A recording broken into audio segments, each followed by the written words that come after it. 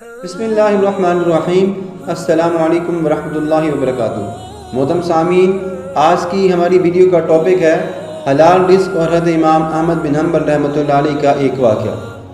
حضرت قاری طیب صاحب نے ایک واقعہ سنایا تھا کہ ایک مرتبہ حضرت امام شافعی رحمۃ اللہ علیہ نے حضرت امام احمد بن حنبل کو خط لکھا کہ بہت عرصہ ہوا آپ تشریف نہیں لائے، آپ سے ملاقات کو جی چاہتا ہے۔ حضرت امام شافعی استاد ہیں اور حضرت امام احمد بن حنبل ان کے شاگرد ہیں۔ حضرت امام شافعی رحمۃ اللہ علیہ کا قیام مصر میں تھا، اس لیے وہاں شوافع زیادہ ہیں۔ جواب میں حضرت امام احمد بن حنبل رحمۃ اللہ علیہ نے فوراً اپنا پروگرام لکھ کر بھیج دیا کہ فلاں دن فلاں تاریخ کو آپ کی خدمت میں مصر میں حاضر ہو جاؤں گا۔ حضرت امام شافعی رحمۃ اللہ علیہ نے اپنے گھر والوں کو، اپنے ملنے جلنے والوں کو اور دوست احباب کو اور دوسرے تمام علماء کو ان کے آنے کی اطلاع دی۔ پھر ان کی دعوت اور ان کے استقبال کا خصوصی اہتمام کیا اور لوگوں سے بتایا کہ اگرچہ وہ میرے شاگرد ہیں مگر وہ ایک بڑے امام ہیں، اللہ تبارک و تعالی نے ان کو بڑا مرتبہ عطا فرمایا ہے۔ چنانچہ جس دن ان کو پہنچنا تھا اس دن امام شافعی رحمۃ اللہ علیہ اپنے شاگردوں اور دوسرے علماء کو لے کر ان کے استقبال کے لیے شہر سے باہر تشریف لے گئے۔ اس وقت مصر کے جو بادشاہ تھے وہ بھی حضرت امام شافعی رحمۃ اللہ علیہ کے معتقد تھے، وہ بھی امام صاحب کے ساتھ استقبال کے لیے چلے آئے اور پھر بادشاہ کے ساتھ ان کے ارکان دولت بھی، وزراء بھی اور عمرہ بھی آ گئے۔ وقت مقررہ پر حضرت امام احمد بن حنبل بھی پہنچ گئے۔ حضرت امام شافعی رحمۃ اللہ علیہ نے ان کا بڑا شاندار استقبال کیا، پھر عزت و احترام کے ساتھ لے کر ان کو گھر پہنچ گئے اور ان کے لیے بہترین کھانے کا انتظام کیا۔ اس زمانے میں عام طور پر اولیاء اللہ بزرگوں کی شان یہ ہوا کرتی تھی کہ وہ کھانا بہت کم کھایا کرتے تھے اور رات بھر اللہ تبارک و تعالیٰ کی عبادت کیا کرتے تھے۔ جب حضرت امام احمد بن حنبل رحمۃ اللہ علیہ کھانا کھانے بیٹھے تو دیر تک اس طرح کھانا کھاتے رہے جیسے کئی روز کے بھوکے ہیں۔ باقی لوگ کھانا کھا کر اٹھ گئے مگر وہ کھاتے رہے۔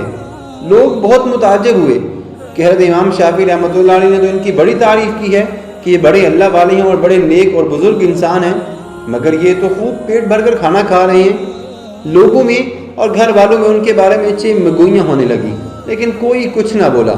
پھر جس کمرے میں حضرت امام احمد بن حنبل رحمۃ اللہ علیہ رات کے وقت آرام کرنے کا انتظام ان کا کیا گیا، اس کمرے میں حضرت امام شافعی رحمۃ اللہ علیہ کی بچیوں نے ایک مصلی بچھا دیا، مسواک رکھ دی، استنجے کے لیے مختلف پانی بھی رکھ دیا اور وضو کے لیے لوٹا بھر کر پانی رکھ دیا گیا تاکہ جب وہ رات کو نماز تہجد کے لیے اٹھیں تو انہیں کسی قسم کی کوئی پریشانی کا سامنا نہ ہو۔ اور اس زمانے میں رات کو تہجد کے لیے اٹھنا ایک عام معمول تھا۔ اللہ تبارک و تعالیٰ بچائے کہ آج ہمارے زمانے میں یہ افسوسناک ماحول ہو گیا ہے کہ صبح 8 بجے اور 9 بجے اٹھنا تو ہمارا معمول بن چکا ہے، مگر یہ وہ زمانہ نہیں تھا۔ اس زمانے میں تو عام طور پر لوگ تہجد کی نماز باجماعت پڑھا کرتے تھے اور قائم اللیل بھی ہوا کرتی تھی، اور جو علماء اور صلحاء تھے وہ رات کے وقت عبادت ہی کیا کرتے تھے، سب کے سب۔ اللہ تبارک و تعالیٰ ہم سب کو وہی نماز تہجد پڑھنے کی توفیق عطا فرمائے، آمین۔ بہرحال حضرت امام احمد بن حنبل رحمۃ اللہ علیہ نے رات کو اس کمرے میں آرام کیا اور صبح اٹھ کر فجر کی نماز پڑھنے چلے گئے۔ جیسے ہی وہ نماز کے لیے نکلے تو حضرت امام شافعی رحمۃ اللہ علیہ کی بچیاں اس کمرے میں گئیں۔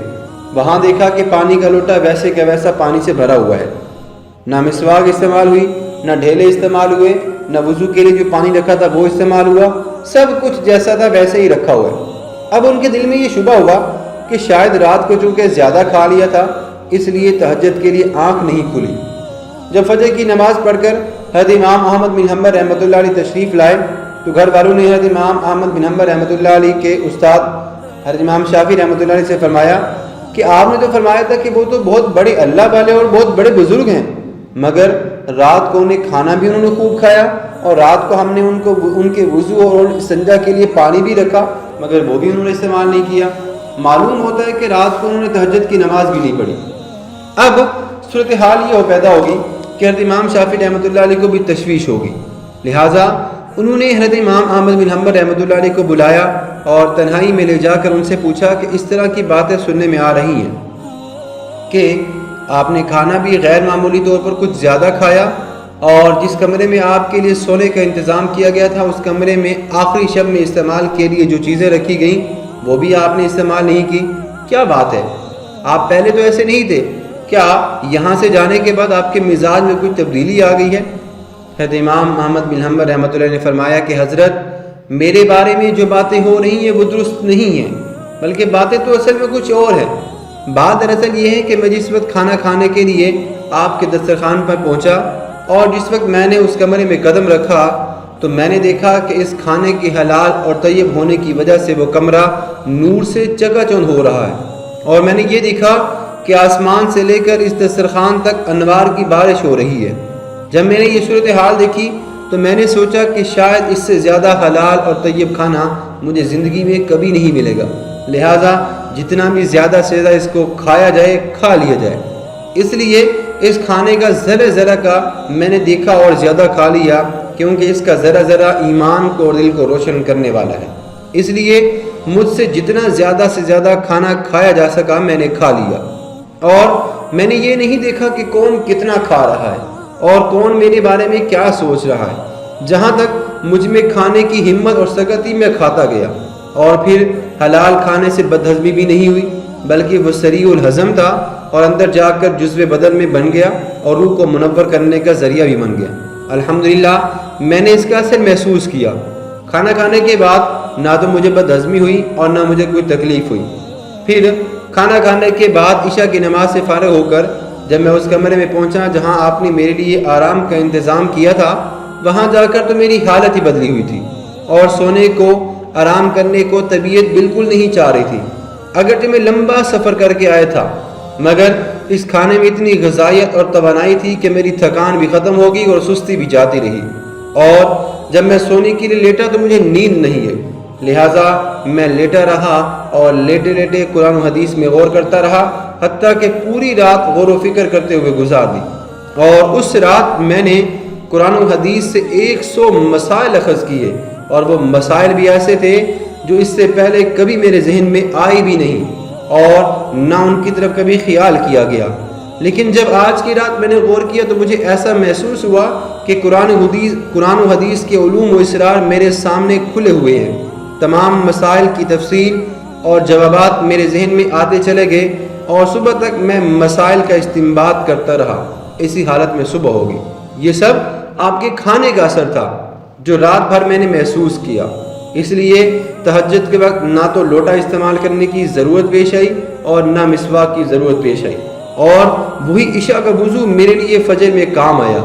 یہ سن کر حضرت امام شافعی رحمۃ اللہ علیہ نے پھر اپنے گھر والوں کو حقیقت حال بتائی، اور جو لوگ ان کے بارے میں غلط قسم کی باتیں کر رہے تھے ان سے کہا کہ تم نے ان کی شان میں گستاخی کی ہے، لہذا ان سے معافی مانگو، ان کا تو یہ حال ہے۔ اللہ والے تو ایسے ہوتے ہیں۔ بحوالہ خطبات حکیم الاسلام۔ محترم سامعین، ہمارے اندر جو دین کا جذبہ ہے ہی نہیں، اور دین کی طرف ہمارا جو میلان ہے، ہماری جو توجہ ہے وہ نہیں ہے، جبکہ ہم جانتے ہیں کہ دین برحق ہے، آخرت برحق ہے، اور ہمیں آخرت کی طرف متوجہ ہونا چاہیے، پھر بھی دل اس طرف نہیں آتا۔ اس کی وجہ یہ ہے کہ ہماری غذا میں مشتبہ غذا کا بڑا دخل ہے۔ ہماری غذا میں مشتبہ چیزیں بڑی زیادہ شامل ہو جاتی ہیں، اس لیے ہم حرام اور مشتبہ غذا سے بچنے کی کوشش کریں، خود بھی بچیں اور اپنے گھر والوں کو اور اپنے بچوں کو بھی حرام اور مشتبہ غذا سے بچائیں، تاکہ کسی کے پیٹ میں حرام اور مشتبہ غذا نہ جانے پائے، ورنہ اس کے وبال سے نہ بچ سکیں گے۔ اللہ تبارک و تعالی ہم سب کو حلال اور طیب روزی عطا فرمائے اور حرام غذا سے ہم سب کی حفاظت فرمائے، آمین۔ اصلاحی بیانات جلد نمبر 2۔ آج کی ویڈیو ہماری یہیں پہ مکمل ہوتی ہے۔ اللہ حافظ۔